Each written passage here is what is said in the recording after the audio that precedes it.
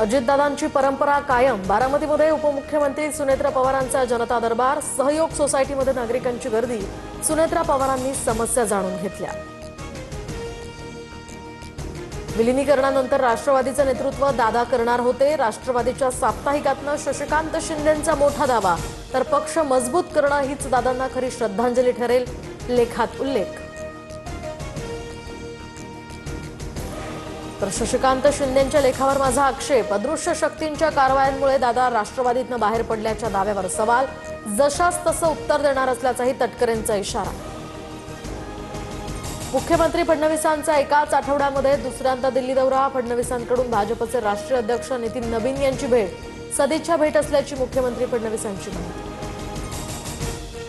शिवतीर्थवर सकाळी 10 वाजता मनसेची महत्त्वाची बैठक। मराठी भाषा दिनाच्या नियोजनासाठी बोलावली बैठक। राज ठाकरे इथे मार्गदर्शन करणार। मंत्रालयात झिरवाळांच्या दालनामध्ये लाच प्रकरणी लिपिकाला अटक। तर सचिवावर सुद्धा आरोप। वर पैसे द्यावे लागतात असा झिरवाळांच्या सचिवाचा दावा। तक्रारदार हरिराम घांची यांचा आरोप। एकनाथ खडसे गुंड प्रवृत्तीचा माणूस। आमदार चंद्रकांत पाटलांची टीका। तर राजकारणातनं संपवण्याचं काम होतंय। 2 दिवसात भूमिका मांडणार चंद्रकांत पाटलांचं वक्तव्य। परतवाडा ते पुणे एसटी बस चालक आणि वाहक मद्यधुंद अवस्थेत। चालकानं मद्यप्राशन करून बस चालवली। प्रवाशांनी खामगाव आगारामध्ये तक्रार केल्यानंतर हा गोंधळ।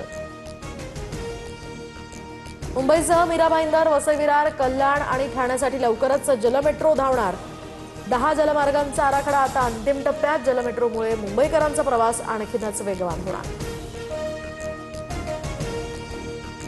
वाशिममधील पोहरादेवीत संत सेवालाल महाराजांचा जयंती उत्सव। मुख्यमंत्र्यांसह दोन्ही उपमुख्यमंत्री उपस्थित राहणार। सेवा प्रसाद वाटपासह सांस्कृतिक कार्यक्रमांचं सुद्धा आयोजन।